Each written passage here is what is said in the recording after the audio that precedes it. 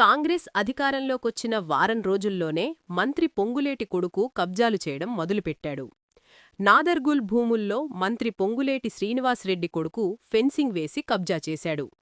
10 ఏళ్లు కేసీఆర్ ఉన్నప్పుడు ఈ భూమిని ఎవరూ కబ్జా చెయ్యలేదు. కాని కాంగ్రెస్ ప్రభుత్వం వచ్చిన వారం రోజుల్లోనే మంత్రి పొంగులేటి శ్రీనివాస్రెడ్డి కొడుకు కబ్జా చేశాడు. హరీష్ రావు ఆడ చుట్టూ ఫెన్సింగ్ పెట్టినరు, బోర్డులు వేసినారు. ఇది ఫస్ట్ బోర్డు, ఫస్ట్ ఫెన్సింగ్ పెట్టినాక వేసిన ఫస్ట్ బోర్డు. దీని డేట్ చూడాలి. డేటు 13/12/2023. అంటే కాంగ్రెస్ గవర్నమెంట్ వచ్చినాక వారం రోజులకే. 7 తారీఖు గవర్నమెంట్ వచ్చింది, 13 తారీఖు ఫెన్సింగ్ పడ్డది. 7 తారీఖు కాంగ్రెస్ గవర్నమెంట్ వస్తే 13 డిసెంబర్ 2023 నాడు చుట్టూ ఫెన్సింగ్ పెట్టి ఇక్కడ రాసుకున్నారు. ఏం రాసుకున్నారు? This land belongs to Kohinoor group. మరి 10 ఏళ్ళు బీఆర్ఎస్ ఉంటే ఎవడు ధైర్యం చేయలే, ఎవడు ఫెన్సింగ్ పెట్టలే, ఎవడు ఈ భూమి నాదని ఎవడు రాసుకునే ధైర్యం ఆనాడు కేసీఆర్ ప్రభుత్వంలో చేయలే.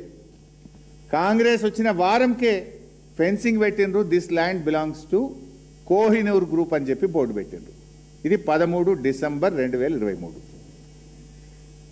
తర్వాత 31 మార్చ్ 2026 ఇందులో ఏముంది? This land belongs to MEIL and Shilpa Infra. MEIL and Shilpa Infra. ఇటు పక్కనేమున్నది? Development by MEIL and Shilpa Infra. Property belongs to Kohinoor group. Development ఎవరు చేస్తుండ్రు? MEIL and Shilpa Infra. శిల్పా ఇన్ఫ్రా ఎవరిది?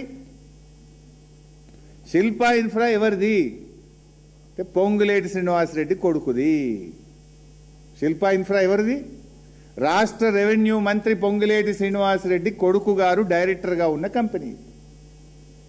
ఇది ఎప్పుడు పెట్టినరు? 30 మార్చ్ 2026. కరెక్ట్గా అదే టైంలో మేము మైనింగ్ స్కామ్ అసెంబ్లీలో తీసినాం 28 తారీఖు. ఏమనుకున్నారో ఏందో మళ్ళా ఇగో 2 తారీఖు నాడు మలిపేసిండ్రు. 2 ఏప్రిల్ 2026. ఇదేమో 31 మార్చ్. ఇది 2 తారీఖు అంటే తెల్లారలేదు మర్నాడు. 31 నాడేమో ఈ భూమి శిల్పా ఇన్ఫ్రాద్ అన్నారు. 2 తారీఖు ఏం చేసిండ్రు? దానికి మళ్ళీ తెల్లటి పెయింట్ కొట్టిరు. పేరు కనబడితే మళ్ళీ ఏమవుతుందో బయటకు వస్తుందేమో అనుకున్నారేమో. 2 రోజుల్లో దానికి సున్నం కొట్టేసిండ్రు, పెయింట్ కొట్టేసిండ్రు. తర్వాత ఇగో ఇది 4 తారీఖు 4 ఏప్రిల్ 2026 శిల్పా పోయింది, MEIL పోయింది. మళ్ళీ ఏమొచ్చింది? ఇదేందో వచ్చింది, జాయింట్ డెవలప్మెంట్ అని చెప్పి కోహినూర్ గ్రూపు ఇంప్లెక్స్ ఇన్ఫ్రా అని మళ్ళీ కొత్త కథ పట్టుకొచ్చింది. ఎందుకు మారుతున్నాయి బోర్డులు? మొన్న కూడా మీరు చూసిండ్రు. మైనింగ్ దగ్గర ఏమైంది? రాఘవ కన్స్ట్రక్షన్స్. మా అన్నవాళ్ళు, మా RS ప్రవీణ్ అన్న గారు పోతే తెల్లారి వరకు పెయింటింగ్ పడ్డది. శ్రవణ్ అన్న, RS ప్రవీణ్ గారు పోతే తెల్లారి వరకు పెయింటింగ్ పడ్డది. ఈడ కూడా ఏమైంది? శిల్పా ఇన్ఫ్రా తెల్లారి వరకు పెయింటింగ్, మళ్ళా మర్నాటి వరకు మళ్ళీ కూడా వచ్చేసిండు.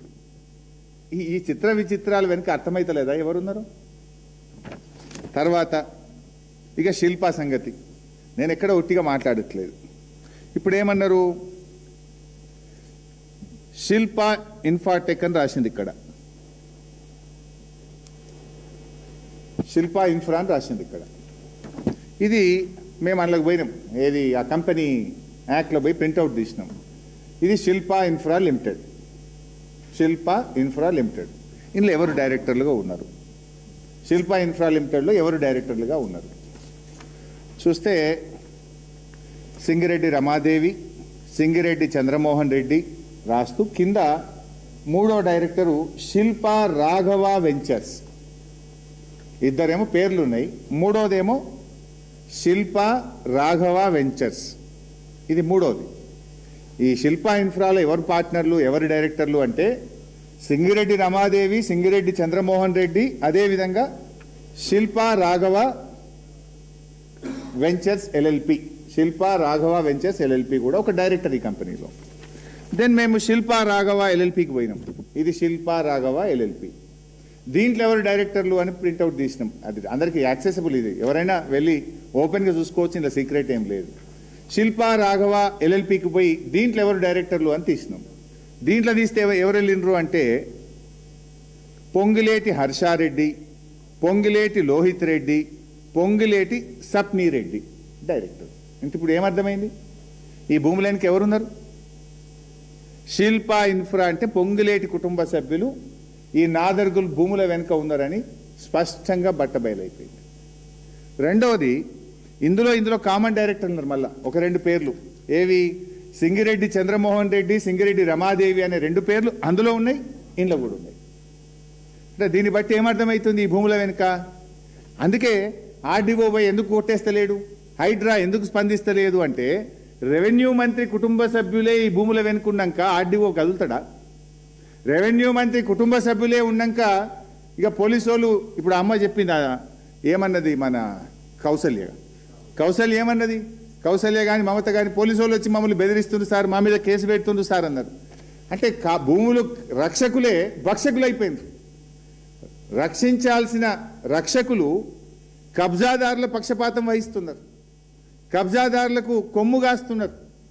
అందుకే భూములను కస్టోడియన్గా ఉన్న ఆర్డీఓ, ల్యాండ్ రెవెన్యూ ట్రిబ్యునల్ చైర్మన్గా ఆ భూములను కాపాడాల్సిన ఆర్డీఓ మౌనంగా ఎందుకుంటున్నాడు? పైన రెవెన్యూ మంత్రి గారి కుటుంబ సభ్యులు ఉంటే పాపం చిన్న అధికారి ఆర్డీఓ ఏం చేయగలుగుతాడు? ఇవి ఇప్పుడు అప్డేట్స్. మరిన్ని అప్డేట్స్ కోసం స్టే ట్యూన్డ్ విత్ TV 786.